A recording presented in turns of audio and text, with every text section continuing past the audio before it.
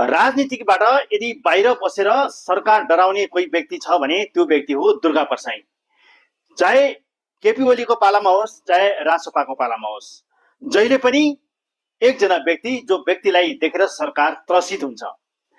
अस्ति भर्खर मात्र दुर्गा परसाईलाई फेरि पूर्वबाट फर्किने क्रममा एयरपोर्टबाटै समातियो र उनलाई घरमा लगेर छोडियो।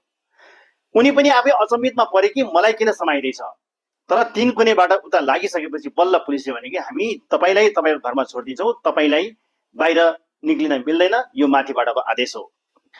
यसरी दुर्गा परसाईलाई पटक पटक, सायदै धेरै पटक होला, यो राजनीतिबाट बाहिरको मान्छेलाई खुल्लम खुल्ला समातिएको, कहिले कहाँ जाँदा कहिले कहाँ जाँदा कहिले कहाँबाट आउँदा हरेक टाइममा उनलाई अचानक प्रहरीले गिरफ्तार गर्छ र फेरि छोडी पनि दिन्छ।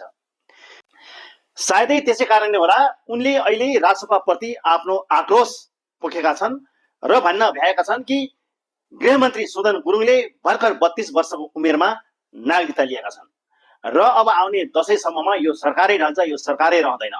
जसरी 23-24 भदौमा आएको थियो जुन आन्दोलनको आँधी बेहरी, त्यसरी नै फेरि अर्को आन्दोलन आँधी बेहरी उत्पन्न हुनेछ जसले यो सरकारै डालिदिनेछ, यतिसम्म भन्न भएका छन् उनले। र उनी पटक पटक पक्राउ पर्ने र जेल जाने आउने उनको लागि त एउटा मामा घर जस्तै भइसकेको छ। उनलाई त जेल जानु आउनु त केही जस्तो पनि लाग्दैन होला। दुर्गा परसाईलाई आखिर किन समातियो होला कि एयरपोर्टबाटै उनलाई उठाएर उनको घरसम्म चाहिँ सही सलामत सुरक्षित साथ लगेर चाहिँ राखिदिए।